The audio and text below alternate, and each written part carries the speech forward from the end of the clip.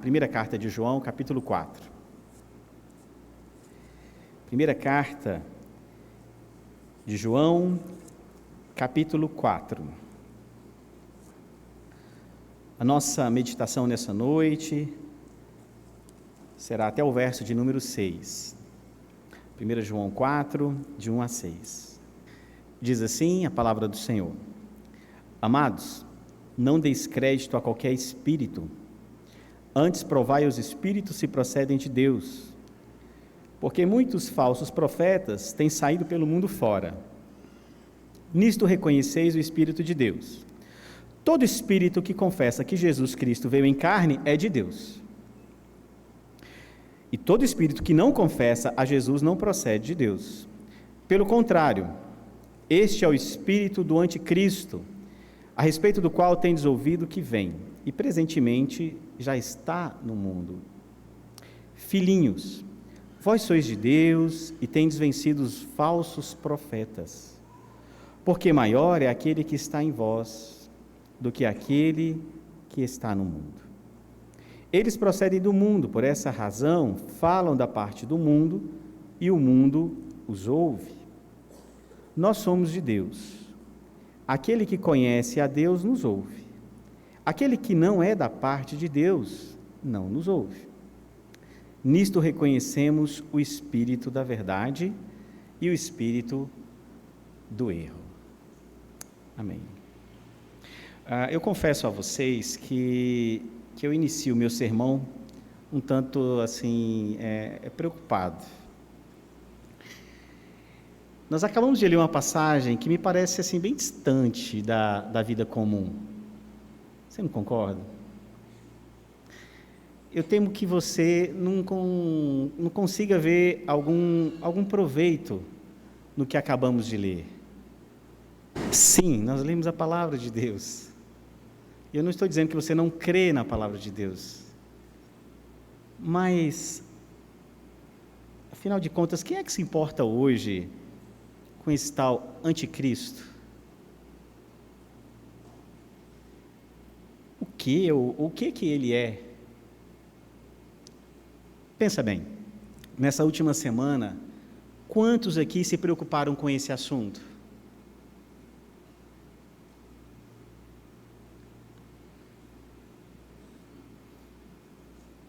Talvez ninguém. Eu vou confessar a vocês, eu só pensei nesse assunto porque eu tive que pregar esse texto essa semana. Nem eu pensaria sobre essa passagem essa semana. Nem eu pensaria sobre essa figura do anticristo essa semana. Mas isso não é surpresa, porque a cada ano, a cada geração, a cada século, sempre há uma tentativa de esvaziar toda a nossa compreensão a respeito do que é Cristo. E se nós não sabemos o que é Cristo, ou se muitos que se dizem cristãos não sabem nem quem é Cristo, vão lá se preocupar em conhecer o que é o anticristo? Não fará nenhum sentido. Mas expor as Escrituras sequencialmente nos dá essa oportunidade de estudarmos temas que não seria o nosso objetivo de escolha a princípio. Se nós estivéssemos estudando aqui um assunto, ou escolhêssemos um assunto, provavelmente nós não escolheríamos estudar sobre... Vamos estudar sobre o anticristo? Nós não escolheríamos estudar sobre o anticristo. Você concorda comigo? Se você não concorda, acho que os pastores concordam. A gente está tão preocupado, sabe, em trazer algo que fale ao contexto, à realidade de vida de vocês. Nós queremos e cremos que a palavra está rica, com tanto conteúdo precioso para nos ensinar a encarar o dia a dia de um modo que glorifica o Senhor e edifica a sua vida. Mas pouco provável que a gente pensasse que falar sobre o anticristo produziria isso. Mas é esse o meu objetivo aqui nessa noite, porque toda a palavra de Deus é o quê? É palavra de Deus, é revelação de Deus. Então, que bom nós podermos estudar esse assunto. Sabe por quê? Porque esse assunto parece ser um assunto, ou parece que foi um assunto muito importante na igreja do primeiro século. Nós lemos aqui que João disse para os seus leitores que eles conheciam o anticristo. João não precisou explicar muito sobre o anticristo, eles conheciam. E João falou para eles: aquele o qual vocês sabem que virá. Então esse era um assunto que? Esse era um assunto falado, discutido, pensado, levado em consideração. O verso 3 fala sobre isso. Olha lá. Este é o espírito do anticristo, a respeito do qual tendes ouvido que vem. Não é a respeito do qual vocês ouviram um dia, tendes ouvido. É um assunto atual, é um assunto permanente, é um assunto presente, uma preocupação constante. Vamos dizer assim, os jovens aqui, os jovens não, né? Os adolescentes, vou usar um termo, não sei nem se esse termo é usado por vocês. Esse assunto bombava mesmo, lá na igreja do primeiro século. Era um assunto importante. Bombava é um termo para vocês, adolescentes? É?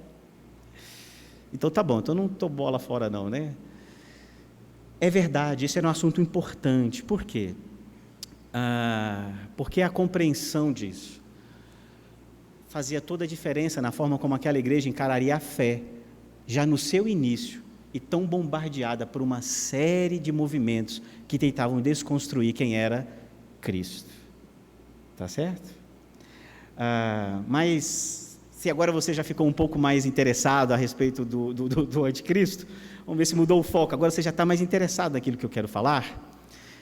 Eu digo a você que não se entusiasme de forma exagerada, tá bom? Eu não trago nada novo, nada revelador, eu não trago também nada original. A própria passagem que lemos não tem como objetivo falar especificamente da figura do anticristo. É isso mesmo. Se você vem acompanhando essas pregações desde o início, nós estamos pregando todo o livro, você vai lembrar que lá no capítulo 2, verso 18, se eu não me engano, o pastor Rafael mencionou sobre isso, falou da figura do anticristo, se eu não me engano foi o pastor Rafael que pregou, e já nesse texto, lá no início, capítulo 2, verso 18, João introduz essa figura do anticristo, mas nem lá mesmo nós encontramos algo muito detalhado. Ao contrário, João menciona não apenas um anticristo. Aí João fala de muitos anticristos. Então parece que a situação se complica mais. Então vamos fazer o seguinte, antes da gente continuar a exposição desse texto, eu quero convidar vocês a abrirem suas Bíblias em 2 Tessalonicenses, capítulo 2. 2 Tessalonicenses, capítulo 2. O que nós vamos fazer? Eu vou dar apenas aqui uma síntese do que é um consenso entre os teólogos que estão alinhados à nossa profissão de fé, aos nossos credos, às nossas confissões, a respeito da figura do anticristo, ok? Eu vou usar esse texto de 2 Tessalonicenses 2, porque é um texto assim, bastante explícito, bastante direto, embora o texto de Tessalonicenses que nós vamos ler não fala o nome anticristo. E eu vou fazer aqui uma associação. O que eu vou fazer então com vocês? Eu vou dar uma breve, pequena, sucinta explanação do que seria o anticristo, para a gente compreender, então, o que o apóstolo João está nos ensinando na passagem lá de 1 João, que ele fez questão de mencionar o anticristo, ok? Diz assim o texto, 2 Tessalonicenses, capítulo 2, verso 3 e 4. Ninguém de nenhum modo vos engane, porque isto não acontecerá sem que primeiro venha a apostasia e seja revelado o homem da iniquidade, o filho da perdição, o qual se opõe e se levanta contra tudo que se chama Deus, ou é objeto de culto, a ponto de assentar-se no santuário de Deus, ostentando-se como se fosse o próprio Deus. Essas são palavras reveladas, inspiradas por Deus ao apóstolo Paulo, que também estava muito familiarizado com esse tema. É um tema que desde o Antigo Testamento já vinha sendo trabalhado pelos profetas, e inclusive pelo profeta Daniel. Ok. Aquele que João chama de anticristo, somente João usa essa expressão anticristo, tá bom? É muito possivelmente o que Paulo está chamando aqui de o homem da iniquidade. Em resumo, antes da volta de Cristo, presta atenção nisso, antes da volta de Cristo, surgirá uma pessoa, alguns acreditam que possa ser uma organização, mas há sim um grande número de teólogos que pesa mais sobre a figura de uma pessoa, que se levantará como um líder e exercerá uma influência global. Essa influência, de acordo com o próprio livro de Daniel e o livro de Apocalipse, para citar dois, poderá ser de ordem política ou econômica, ou ambas, mas também, principalmente, de ordem religiosa. Portanto, será uma liderança global, universal, que exercerá uma liderança forte, politicamente, provavelmente, economicamente, provavelmente, e, com certeza, religiosamente. O livro de Apocalipse e o livro de Daniel, eles detalham um pouco melhor sobre isso, ok? Essa influência, de acordo com o que eu falei para vocês, ela tem como objetivo, na figura do anticristo, estabelecer uma apostasia completa do ser humano a Cristo. Esse é o objetivo do anticristo. Por isso, João usa o termo anticristo.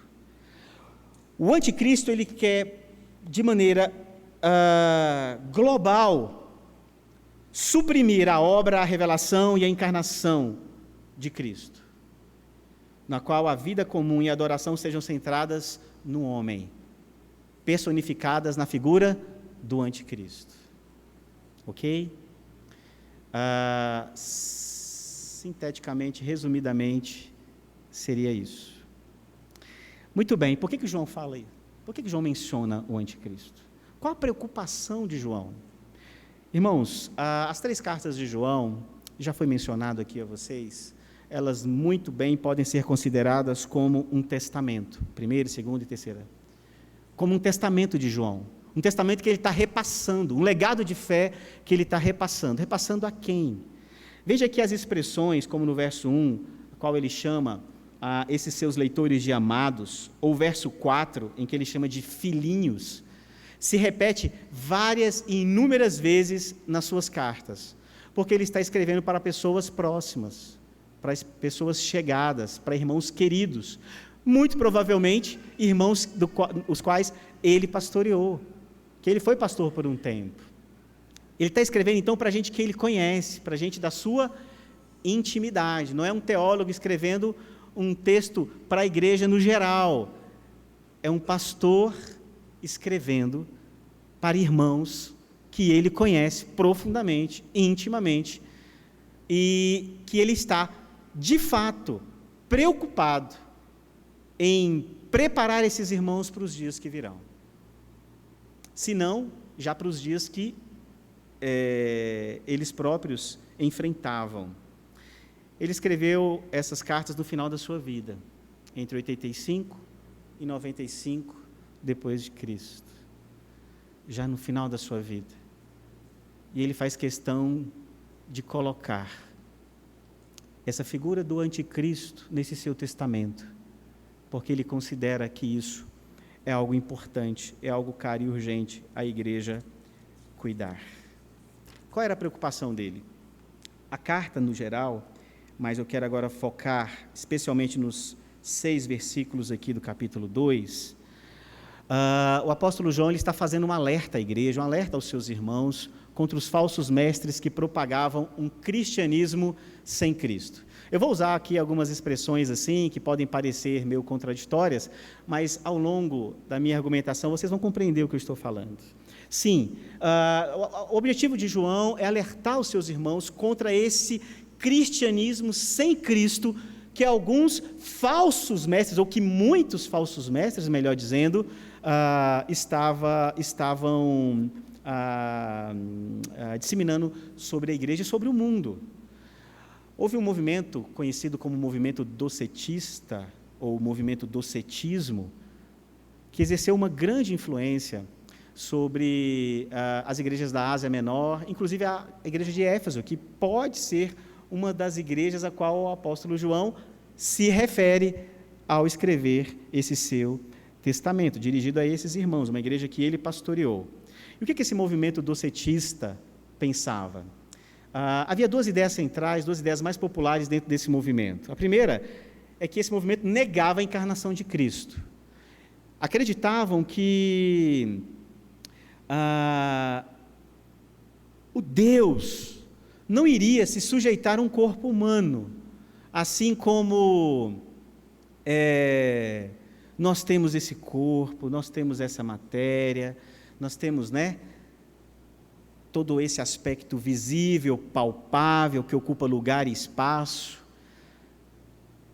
Nunca imaginavam que o próprio Deus poderia ocupar um corpo humano, já que o corpo humano era considerado como algo inferior, como algo mau, como algo vil, como algo depravado.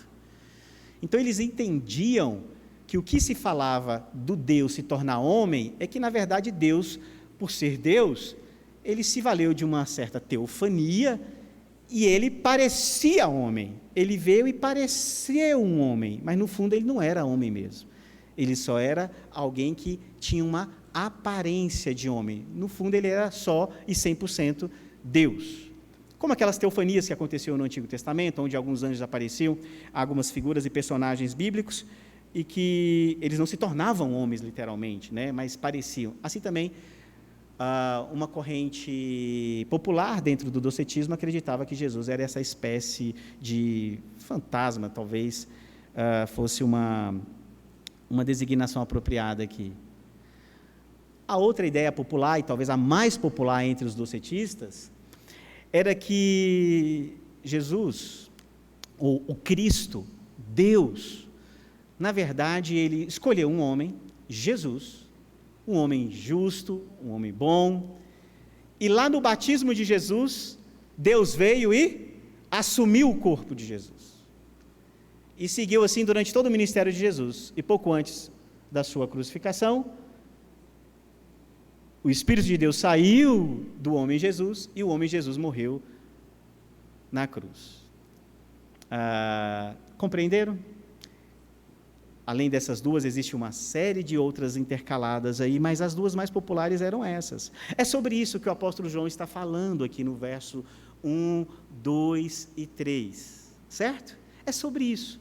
É sobre esse movimento de tirar de Cristo o que ele é, de esvaziar Cristo, de fato, do que ele é. De ter Cristo, sim, possuído uma natureza 100% humana, além dele ser 100% Deus. Olha o que ele fala aqui no verso de número 3. Ninguém de nenhum modo vos... Opa, deixa eu voltar aqui estou lendo Tessalonicenses aqui. Verso 3. Todo espírito que não confessa a Jesus não procede de Deus. Verso 2.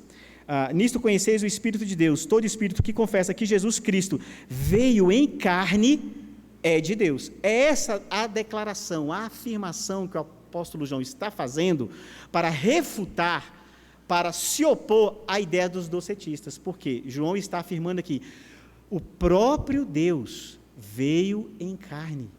O próprio Deus assumiu a figura humana. O próprio Deus nasceu como homem. O próprio Deus experimentou o que é a vida do homem. E os docetistas negavam isso. Então, o verso 3 ele completa dizendo: e todo espírito que não confessa a Jesus não procede de Deus.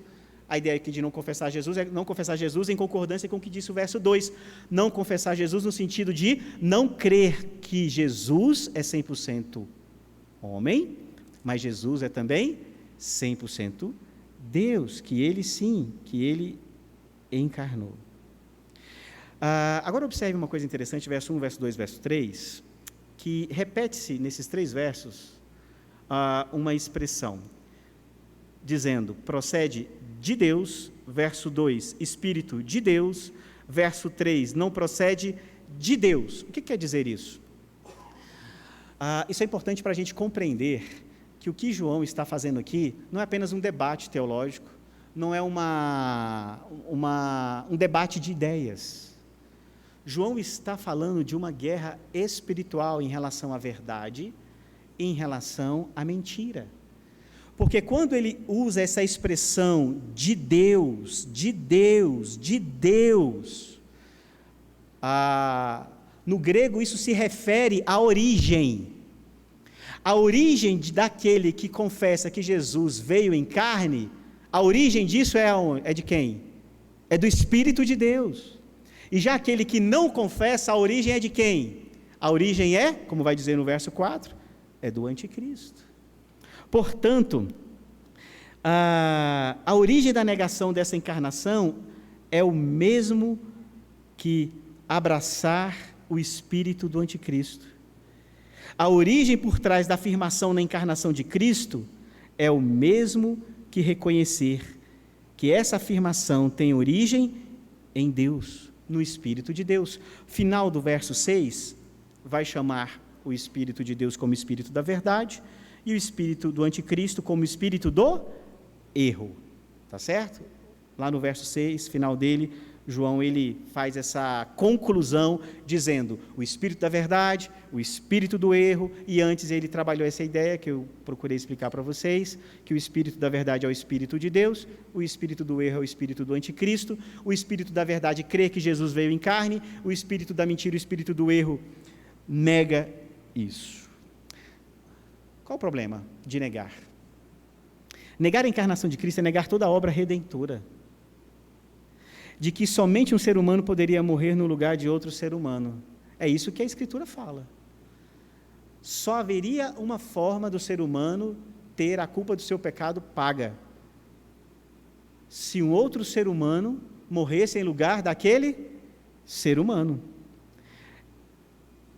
Todo o cerimonial dos sacrifícios, do cordeirinho perfeito, que vem do Antigo Testamento, nos fala sobre isso.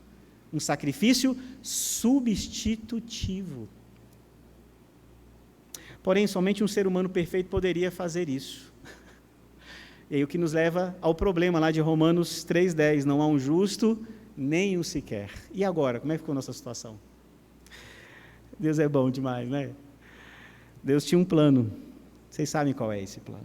Ele próprio se tornando um homem, um ser humano pleno, um ser humano único, porque foi um ser humano perfeito. Ele veio como servo, humilhou-se, foi obediente até a morte e ressuscitou. Ele passou por tudo isso sendo homem e sendo Deus. Em nenhum momento ele deixou de ser homem, em nenhum momento ele deixou de ser Deus.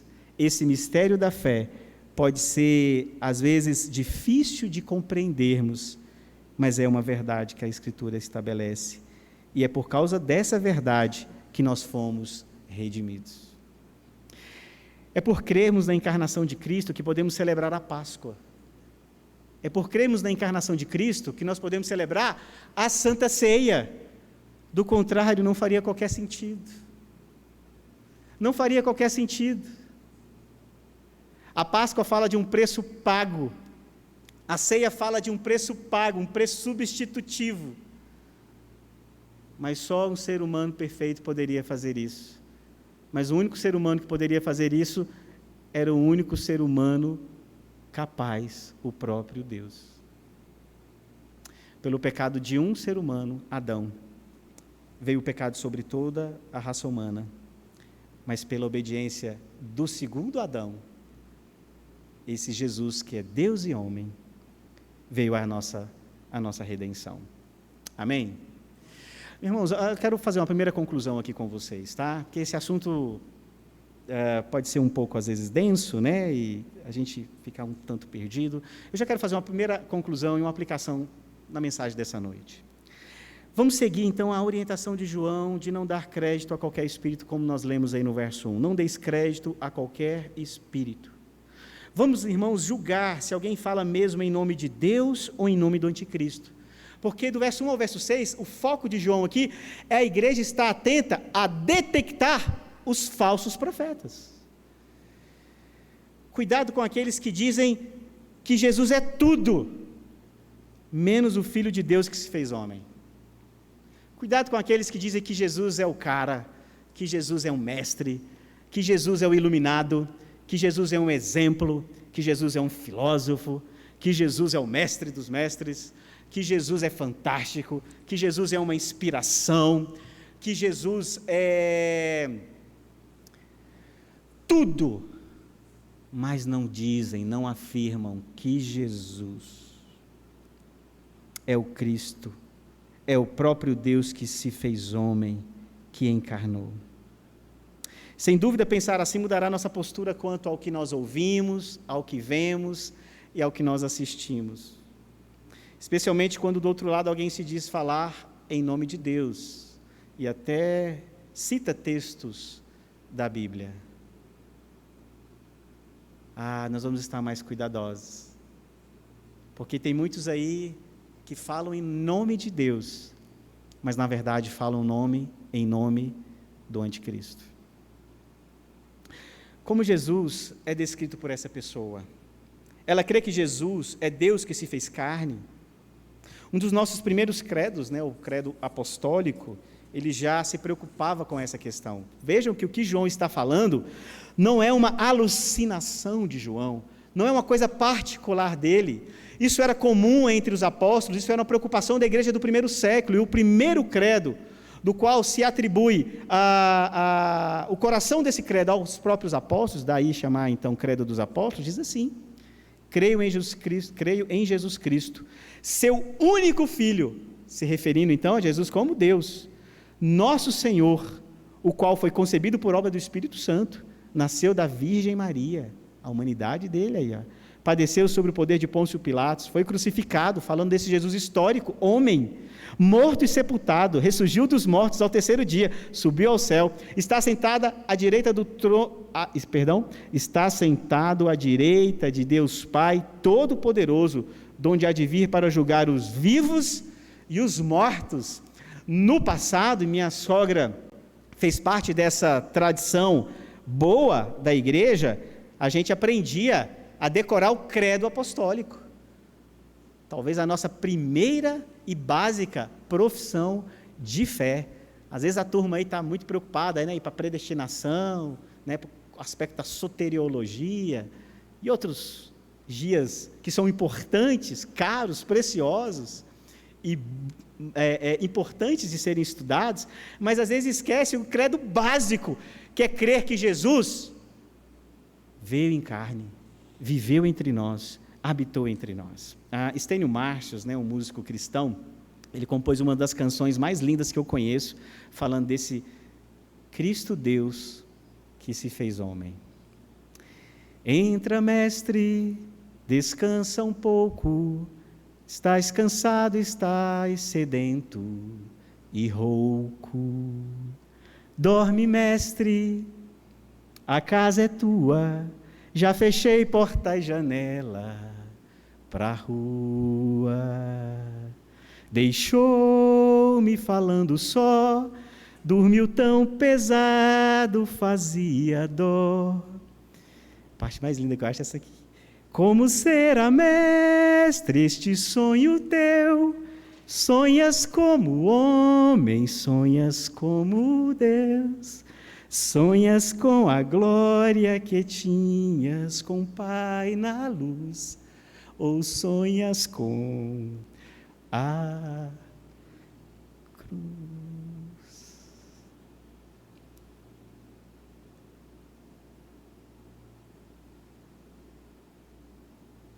Isso faz toda a diferença. Você entende isso? Essa era a preocupação de João. Não é apenas um debate de ideias. É uma luta pela verdade contra a mentira.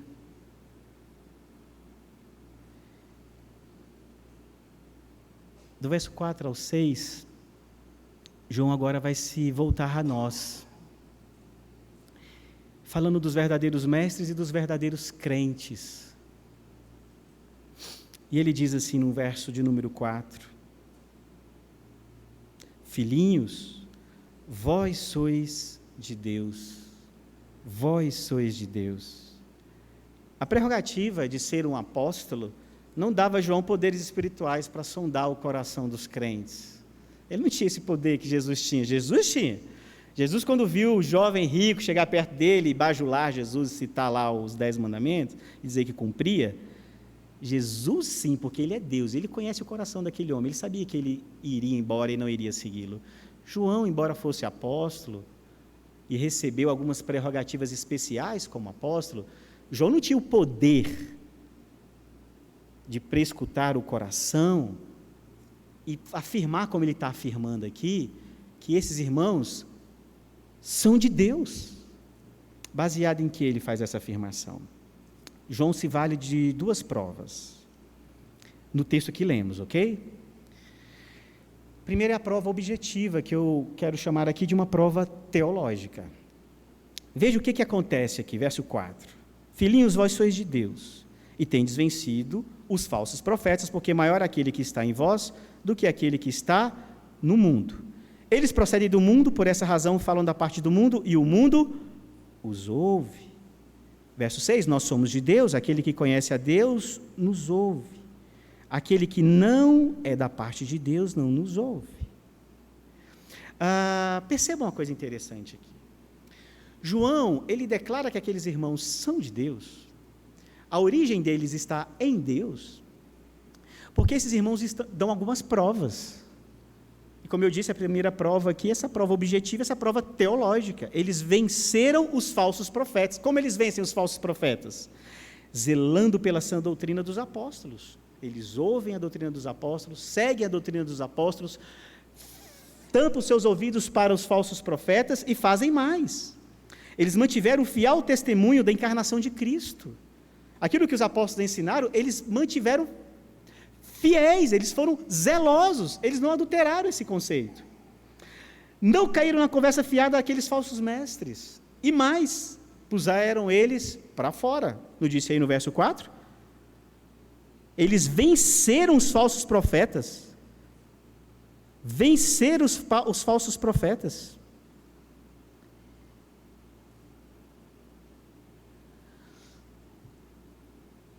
Irmãos, não tem como eu dizer que eu estou em Cristo se eu não tenho uma profissão teológica, se eu não declaro algumas verdades centrais da espinha dorsal do que é o Evangelho, do que é o cristianismo. Não faz nenhum sentido uma pessoa dizer que ela ama a Deus, que ela ama a Cristo, e se ela nega, por exemplo, a encarnação de Cristo. É necessário que uma coisa seja coerente com a outra. Portanto, essa prova teológica é exigida, e o apóstolo João ele faz uso dela aqui. Aqueles irmãos venceram os falsos profetas com o verdadeiro ensino. Ok? Mas João também faz uso de uma outra prova, que eu chamarei de uma prova objetiva, sendo o testemunho interno. Quando João fala, maior aquele que está em vós do que aquele que está no mundo, João ele sabe que esses irmãos, por eles mesmos, jamais, eles manteriam firmes esse testemunho.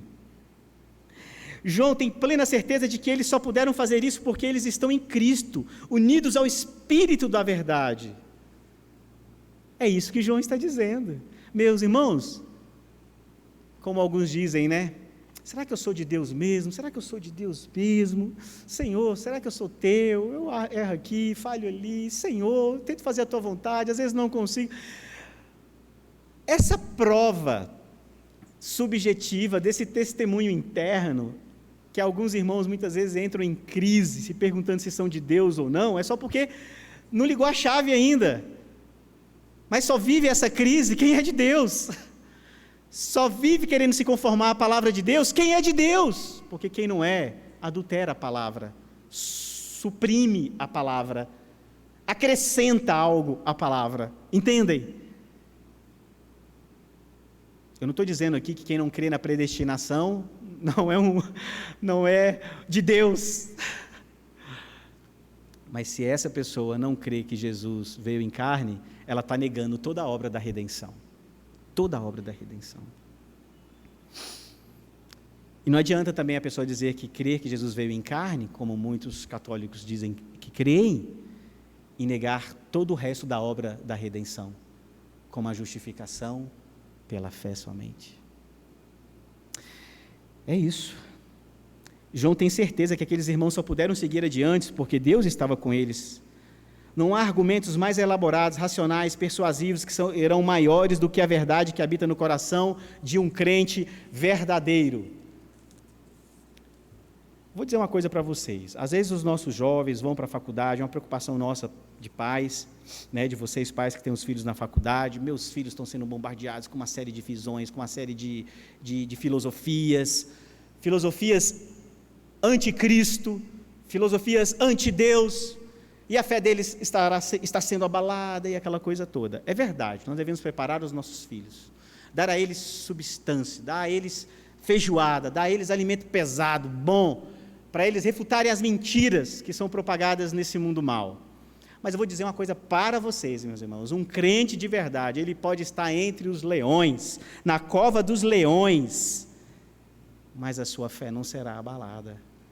É isso que o apóstolo João está dizendo, que os verdadeiros crentes dão um testemunho tanto teológico, eles professam aquilo que eles creem, mas eles só professam isso porque há um testemunho interno de uma vida com Deus que está em conexão, em concordância com aquilo que ele proclama.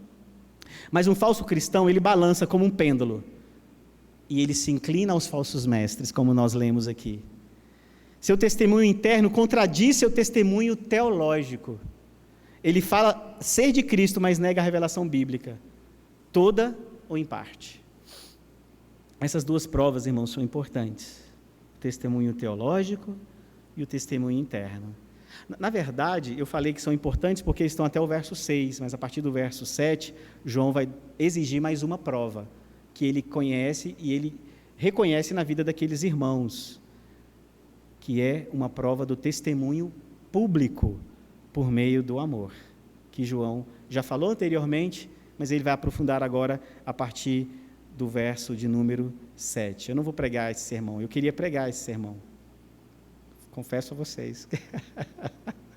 Mas o nosso amado pastor Adriano, ele pregando outro texto, ele achou que estava muito grande, aí ele suprimiu, dividiu, aí ele mandou uma mensagem lá no grupo dos pastores, falou assim: eu fiz uma divisão aqui dos textos, e agora, Márcio, você vai pregar um outro texto? Eu já vinha namorando, né, abraçado ali com aquele texto, já estava, permita-se a expressão, não se sinta escandalizado, já estava grávido do texto, feliz, porque eu ia falar sobre o amor, porque a última vez que eu preguei aqui, eu falei sobre disciplina bíblica na igreja. Eu falei, agora eu vou falar sobre o amor, tudo que eu quero, né? Eu tinha até uma ilustração muito jóia para falar sobre o amor lança fora todo medo, mas agora vocês vão ouvir isso dele, ou de quem for pregar no próximo domingo, eu não estou lembrando quem vai falar no próximo domingo. Mas enfim, há uma terceira prova realmente, que é a prova do testemunho público por meio do amor. A maior expressão desse testemunho público é o amor, a partir do verso 7, ok? Então vamos para a nossa segunda conclusão e a nossa segunda lição. Vocês estão entendendo? Estão atentos? Vamos então para o nosso final. Um crente verdadeiro nunca negará uma doutrina central do cristianismo como a encarnação de Cristo. Grave isso. Questione-se sobre isso. O que você crê? O que você afirma professar a respeito de Cristo?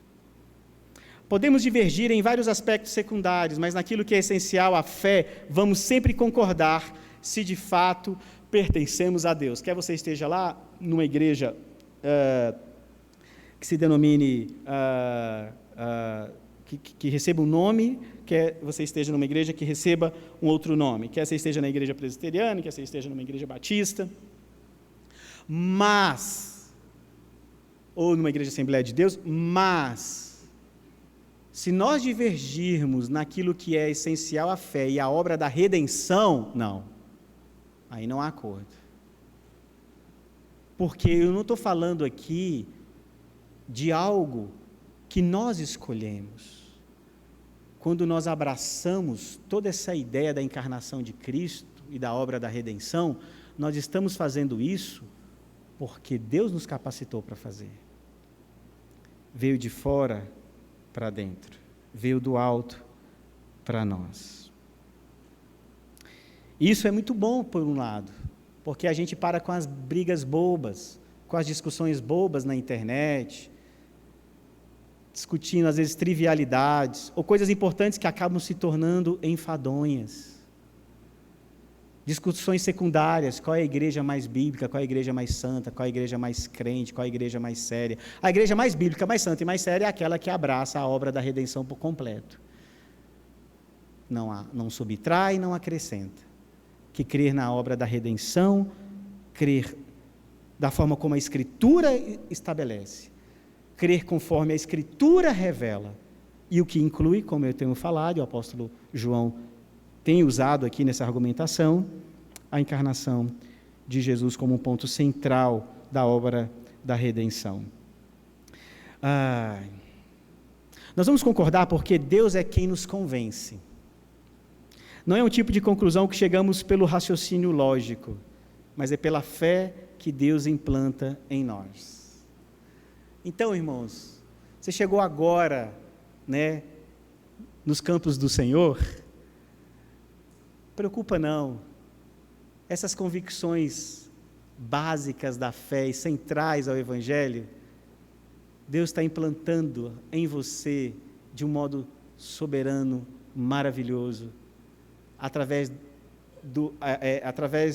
do tempo que você vai tendo, se familiarizando, conhecendo e compreendendo a Escritura. O próprio Deus te convence disso. Não pense que você tem que ir para o seminário para aprender essas coisas para que você creia. Basta você seguir a vida comum cristã, ler a sua palavra, fazer as suas devocionais, vir ao culto, ouvir a palavra como palavra de Deus, ouvir a pregação não pelo pregador, mas pela palavra que é exposta pelo pregador. Viva nessa dimensão, abrace a palavra, ame a palavra, que na sua caminhada cristã, Deus vai convencendo, fortalecendo a sua fé, certeza e convicção nessas promessas e naquilo que Ele revela a respeito dEle mesmo. Não é um tipo de conclusão, portanto, que nós chegamos através de uma elaboração muito complexa e racional. Afinal, é Deus que está trabalhando na nossa vida. E vou dizer uma coisa para vocês. Se fosse partir de nós mesmos, sinceramente, irmãos, Deus se fazer homem, nem de longe se encontrava na nossa lista de possibilidades. Deus se fazer homem? Não, nós íamos inventar qualquer outra coisa, como muitas outras religiões têm inventado por aí. Mas foi exatamente isso que nos trouxe paz e alegria. Eu não estou dizendo com isso que se trata de algo irracional. Talvez alguns aqui possam ouvir o que eu estou falando e pensar, opa, mas a nossa fé não é também pensar, como nos disse o nosso sábio teólogo John Stott, crer é também, creio que foi John Stott, crer é também pensar.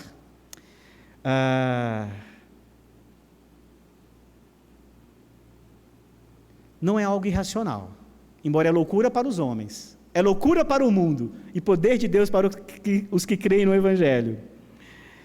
Não é como um tipo de droga que entra no nosso organismo e enche a nossa mente de cores. Não é algo assim, como alguns tentam buscar no misticismo, como alguns tentam buscar numa religião mais esotérica. Não é nada disso. A gente não precisa tomar nenhum elixir, nada. A gente não precisa criar nenhum ritual, entrar em transe, cair, seja o que for, não precisa nada disso. Todas as nossas funções cognitivas, todo o nosso ser, tudo o que somos, estava envolvido, corpo e alma, naquela declaração que um dia fizemos. Eu creio. Eu creio. Amém?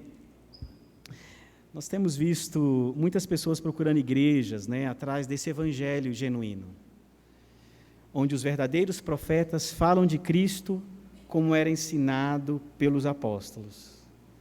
Eu fico muito feliz por isso.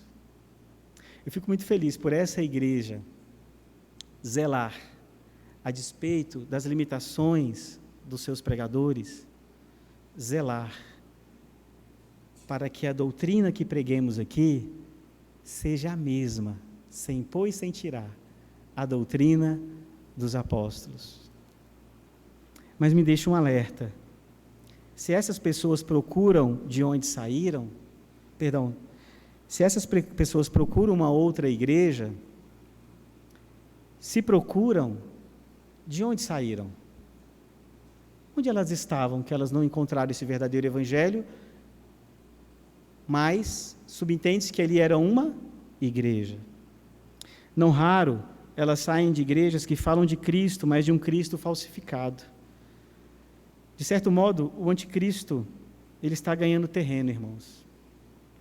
Está ampliando as suas fronteiras. Está descristianizando o cristianismo, para nos levar a um mundo pós-cristão. Eu não estou falando que ele está descristianizando a igreja, ok? Ele está descristianizando esse movimento global que se chama cristianismo, para nos levar a um mundo pós-cristão. Ou nos levar, ou já estamos nele.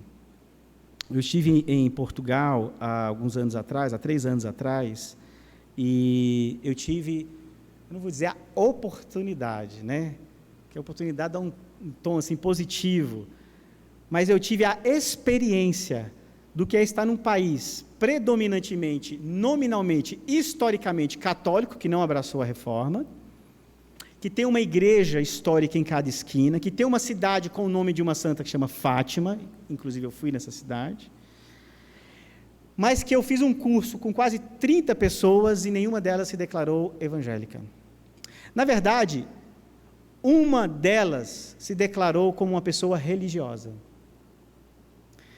E ao conversar com essas pessoas durante 5 meses que eu convivi com elas, eu percebi que eu perdi toda a conexão, todo o contato de falar para elas sobre Cristo. Sabe por quê? Porque elas não sabem mais o que é.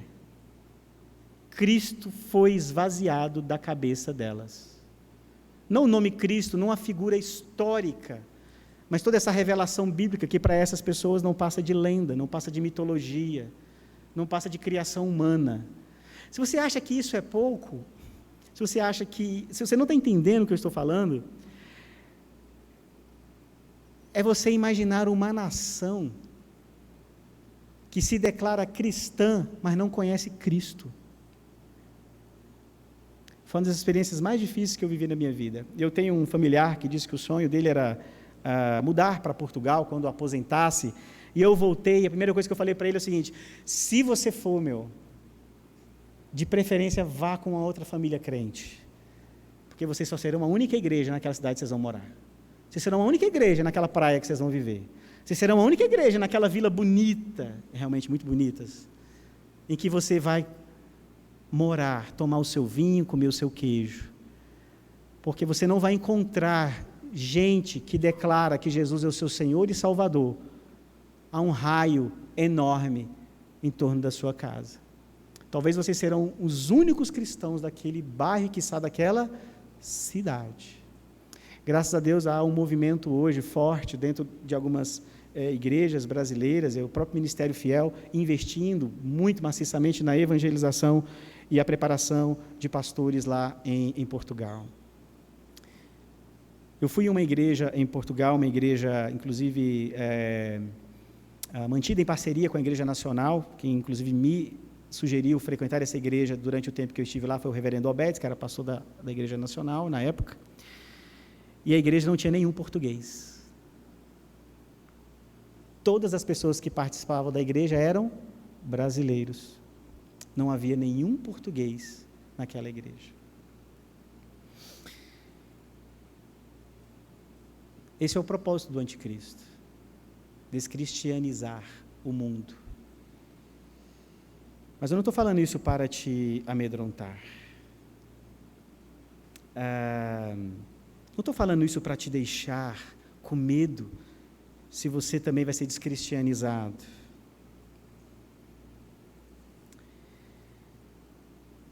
Porque, na verdade, como o apóstolo Paulo falou, o apóstolo João falou, os falsos crentes seguem os falsos profetas. Os verdadeiros cristãos seguem os verdadeiros profetas. As igrejas verdadeiras seguem a doutrina dos apóstolos. Maior é o que está em nós do que o que está no mundo. Os crentes verdadeiros, bem como os verdadeiros profetas, continuarão firmes na defesa do Evangelho, porque igrejas verdadeiras professam o verdadeiro Evangelho. Mas se João estava preocupado, nós temos que, de certo modo, nos preocupar também. Nos preparar para o que virá. Porque o anticristo disse que viria. Ele ainda não veio. Ele pode chegar. Imaginar o que os nossos filhos enfrentarão. Imaginar o que os nossos netos e os nossos bisnetos enfrentam hoje e enfrentarão amanhã. Farão eu levar mais a sério o que a palavra diz. Fará com que nós zelemos mais pelo estudo da palavra, por inculcar a palavra aos nossos filhos. Fará com que nós pesemos melhor quando formos dar o nosso voto a alguém. Porque, como eu falei para vocês, a influência desse anticristo não é uma influência privada, é uma influência global. Vamos orar? Amado Deus, intercedemos nessa noite em favor da Tua igreja, a Tua igreja, a verdadeira igreja, da qual é composta dos verdadeiros crentes, dos verdadeiros profetas, filhos Teus, e que têm, ó Deus, pagado o preço de seguirem firmes, fiéis, zelosos na propagação do verdadeiro Evangelho. Te louvamos, Senhor, porque nós sabemos que nós só estamos no Senhor por causa de Ti mesmo, e só permanecemos em Ti porque o Senhor não abre mão de nós. Te louvamos por isso. Agradecemos ao Senhor por zelarmos, ó Pai, nesta igreja, pela exposição fiel à Tua palavra. Traga cativo cada cristão a se conformar àquilo que a Tua palavra diz, aquilo que a Tua palavra revela. Que as dúvidas que temos sejam sanadas nas fontes apropriadas, Senhor. Ensina-nos a julgar todos os espíritos, a provar os espíritos e ver se vem de Ti ou se vem do mal. E nos ensina, Senhor, a rejeitar tudo aquilo que não provém do Teu Espírito. Em nome de Jesus, oramos por nós, Senhor. Fortalece a nossa fé, nos prepara para a batalha, nos prepara para essa guerra espiritual, da qual nós já nos encontramos, mas que a Tua palavra diz que será cada dia maior, cada dia mais intensa, cada dia mais cruel, mas que a Tua igreja, Senhor, esteja fortalecida, que aquela preocupação do apóstolo João, nas suas últimas palavras, alertar os seus irmãozinhos, para que fossem zelosos quanto a isso, seja também a preocupação nossa, nessa noite e durante a nossa vida, Senhor. Cuida dos filhos, das crianças que nós oramos agora há pouco aqui, porque elas enfrentarão um mundo pior do que o que nós estamos enfrentando. Amado Deus, cuida das próximas gerações, como o Senhor prometeu que cuidaria.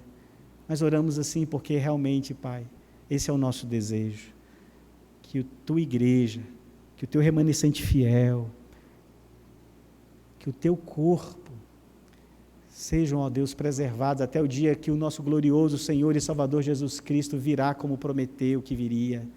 Porque não é o anticristo que realmente nós temos a expectativa da sua vinda. A vinda que nós temos como maior expectativa da nossa vida, da nossa alma, é a vinda do nosso Senhor e Salvador Jesus Cristo, que virá de um modo final, cabal, derrotando todas as obras das trevas e restabelecendo, restaurando e reinando eternamente com o seu povo. Em nome de Jesus, amém. Amém.